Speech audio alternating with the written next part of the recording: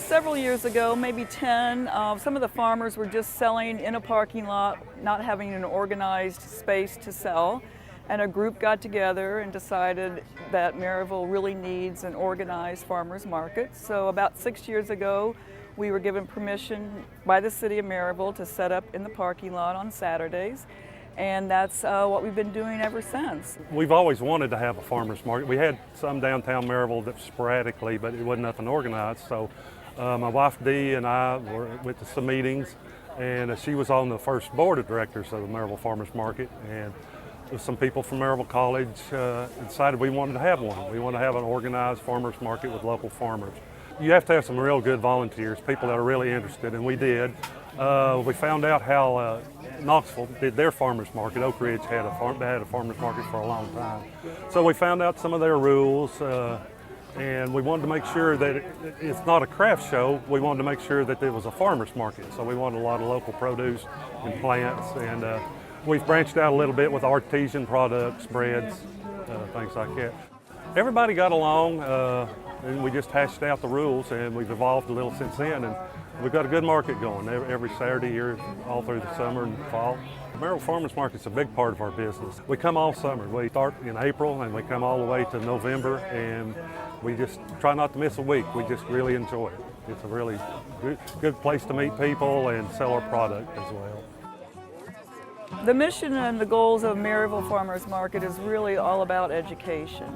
Not just with learning about your farmers, learning about who grows your food, but also education about the area. You'll start some music in a few minutes, and we have John Dupree, who we are very generous with his time and organizes every week local music, and they're all volunteers again. So we're trying to keep the music of the region alive. We also have master gardeners who will come and talk to you about how to grow things. We have Harvesting Wellness once a month, educating people on how local foods and natural foods contribute to your healthy well-being. So we're really all about education. And we really try to start with the children all the way up to whatever age. And we have things for the children so that they can come and learn more about where their food comes from.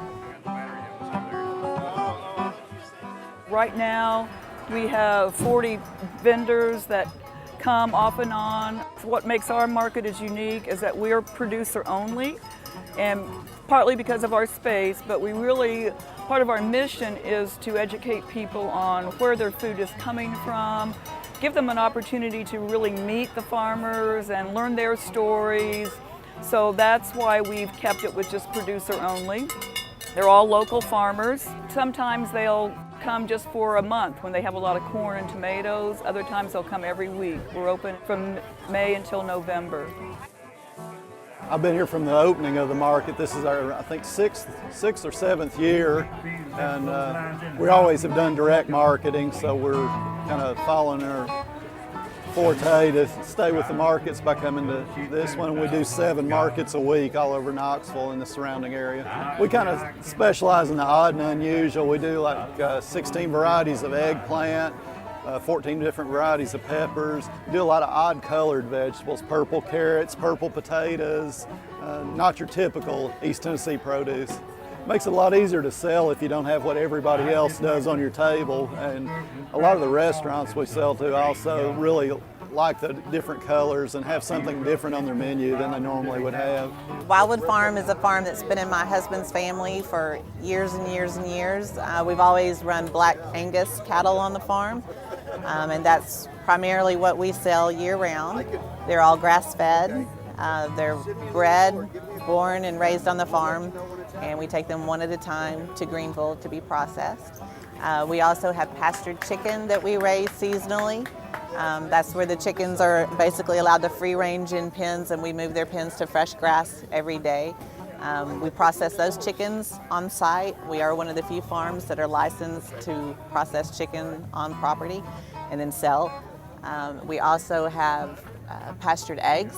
We have a gigantic egg mobile that sits out on 200 acres that has a solar panel door that lets them in at night and shuts up in the morning, and they free range in the grasses, and then they go back in the egg mobile to lay their eggs and to eat and get water.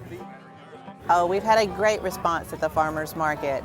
We sell out of eggs every single week. We're sold out of chicken right now. We can't keep up with it. I think right now you're seeing a huge growth in people wanting to buy local from farmers, from the person down the street. So it'd be my hope that it would continue to grow. This market in particular has gotten larger and larger over the past 2-3 years. The vendors before, when we first started, there were just a few of us, and it's just grown.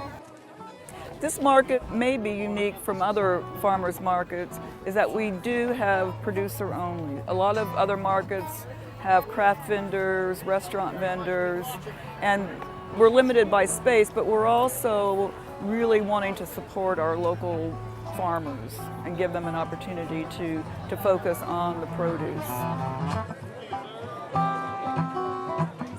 The future of the farmers market is that we really want to continue to grow, and then we would also love to find a permanent location in the downtown area that we could use not only for farmers markets on Saturdays, but also any local festivals in town. So we're working on that.